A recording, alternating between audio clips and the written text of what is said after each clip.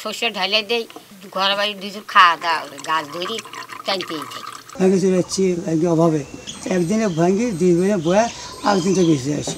এই গাছ টানে জীবন যাপন করি না গরুই কিনি। গরুর বদলে নিজেদের কাঁধে ঘানি টেনে সরিষা ভাঙেন ইমান হোসেন। স্ত্রী হাজেরা বেগম ও বুদ্ধি প্রতিবন্ধী ছেলে জিয়াউর আলী তার সঙ্গী। জায়গা জমির মধ্যে রয়েছে কেবল টিনের কাঁচা 2টি ঘর। কয়েক যুগ ধরে পৈতৃক পেশা ঘানিতে সরিষা ভেঙে তেল উৎপাদন করছেন তিনি, কিন্তু ঘানির জন্য একটি গরু কেনার সামর্থ্য নেই তার। তাই 100 কেজি ওজনের জোয়াল কাঁধে নিয়ে বিরামহীন ঘুরে চলেন সাতর্থ ইমান হোসেন ও তার পরিবারের সদস্যরা। একটা গরুর দাম লাখ টাকা, সেটা পাবো কোটি। এই গাছ টানে জীবন যাপন করি না গরুই কিনি, এইভাবে জীবন করছি। খুব কষ্ট হচ্ছে। দিনে আমি 2 লিটার তেল মারিয়া তামান দিন মারি, পরের দিন একদিন গ্রাম করি, আবার পরের 2-1 দিন মারি, আবার 2-1 দিন গ্রাম করি। কষ্ট হয় বাবা, না খেলে তো গাছ।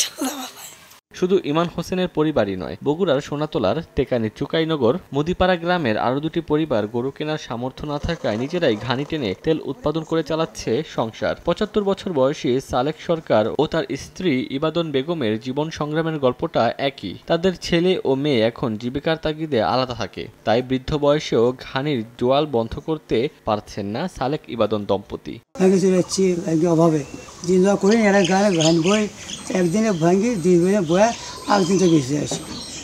গাছ উঠে হলে বাড়ি এলি গাছ বললো আমি জাহাজ বিক্রি করে মানে আয়স সম্ভব। কষ্ট করে টানে দিচ্ছে, মনে করো যে শস্য ঢালে দেই, ঘর বাড়ি দুজন খাওয়া দাওয়া গাছ ধরি টানতেই থাকি। করাই নাকি বাবা, না করে উঠে আসে।